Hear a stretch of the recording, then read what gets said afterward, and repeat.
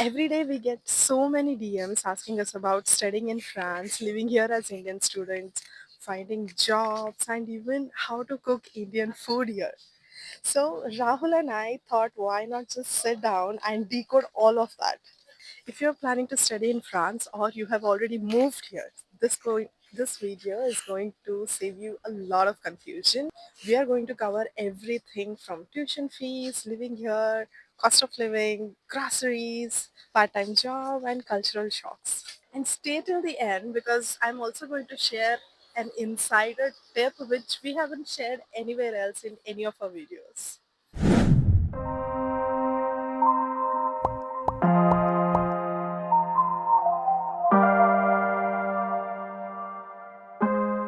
Also, I would love if you could comment below saying that if you love these kind of videos so that this gives me an hint whether I should make more such content on YouTube. So please do comment.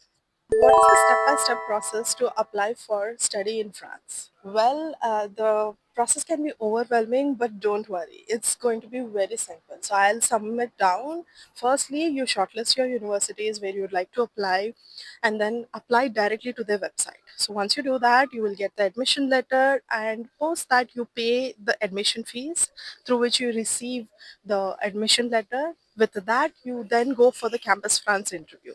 Once you clear that, you go ahead and book the visa appointment and then your tickets. I have also created a separate Campus France related vlog. You can go check out on my YouTube if you haven't already. And if you are especially on an early stage of applying to France or study in France, this is going to be helpful for you. I'll leave the link in the description below. Make sure to check out. How much does it cost to study in France? It really depends on whether you are in a public university or in a business school. The tuition fees for public university usually goes up to 3,000 to 4,000 euros, but for a business school like ours, it goes from 18,000 to 20,000 euros. Apart from tuition fees, you'll also need around 600 to 800 euros per month in the living expenses. We did a breakdown on the costs in a different video. You can check that out if you want the exact numbers. How do international students find accommodation in France? Honestly, this is the toughest part because the apartments get booked very quickly and agencies ask you a lot of documents which is very confusing. The sooner you start, the better it is for you. Usually you can reach out to Studapart, Lebaco. Lebaco is usually it's better if you're already here. Studapart is the safest one. By the way, I have created one digital guide which covers all the accommodation related details and it's going to be up on my channel. So let me know if you're interested to read it. Just comment accommodation and I'll notify you when it is out. Oh, I forgot to mention there are these Facebook groups as well where you can join and seek help regarding your accommodation. But the catch here is that you might not receive response as soon as possible, and also there might be some scams. So you have to take care of that, and I would suggest go for either Studapart or if you already know someone here in the city where you're moving, reach out to them. They would be a great help of source where they can provide you a local agency or agent number who are reliable. So these are the two things that I suggest you to do. And the sooner you start, the better it is for you because a lot of good apartments get emptied and we miss that. So that's why we are suggesting.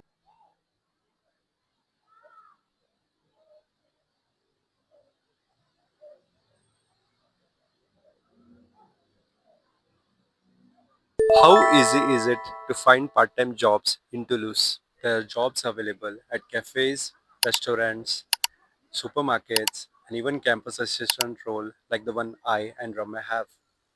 But the thing is, without French, it's very hard. So at least you need to have a basic French, which would make a huge difference. So don't wait to arrive here in France.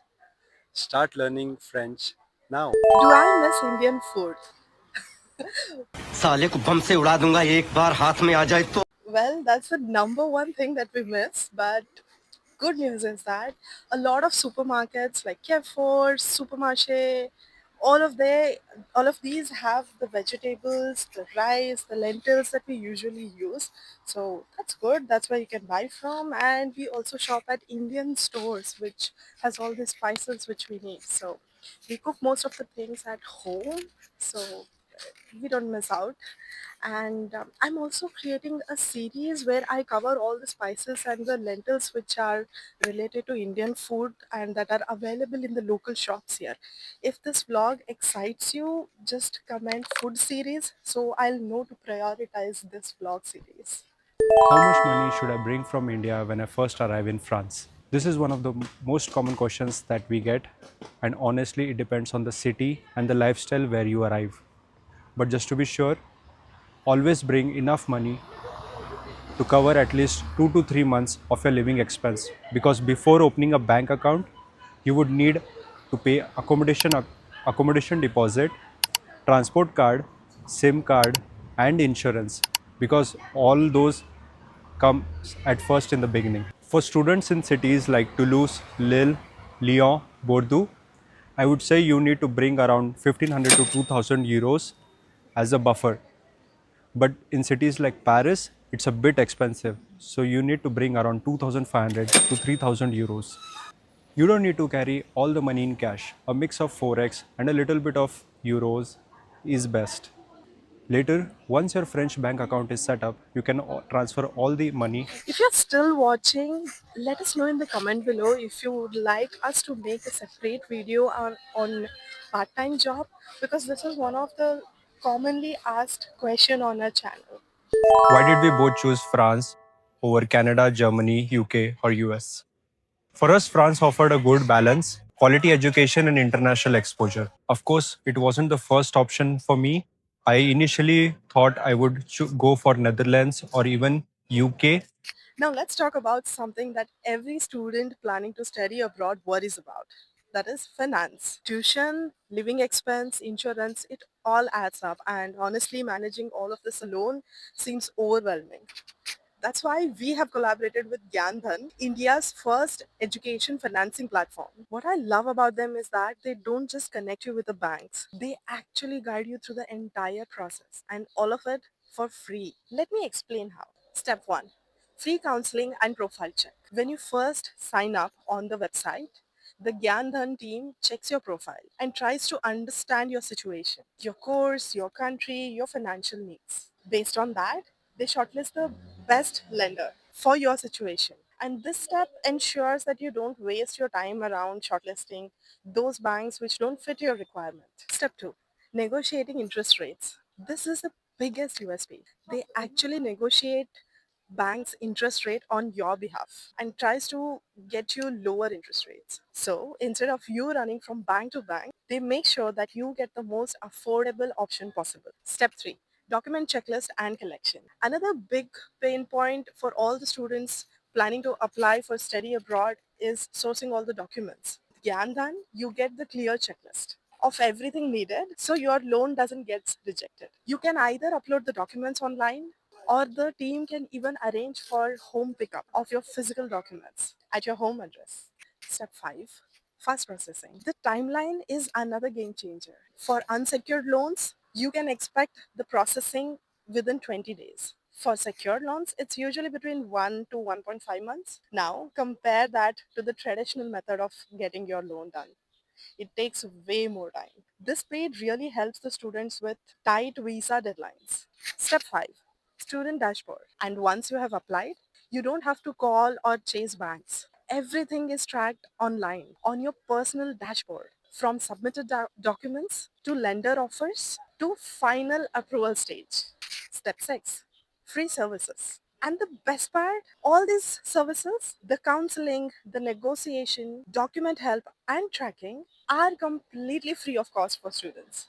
No hidden charges and no consultancy fees. So if you're someone worrying about how to fund your studies in France, Gyandhan is the reliable partner to explore. I'll add the link and resources in the description below. Check it out if you want to understand your options better. Now, let's get back to the rest of your questions. Do we need to learn French or can we manage with English? कुछ भी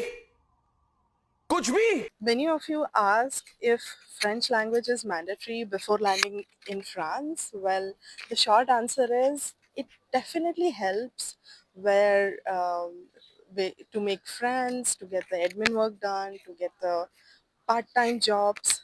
But most of the time, your university language or the program language is in English, and the people you interact with in your university, most of them already speak English. So it's not going to be a problem, but definitely if you want to make your life easier here, a little bit of French language is a must. So make sure you at least get your A1 level done back in India before landing here.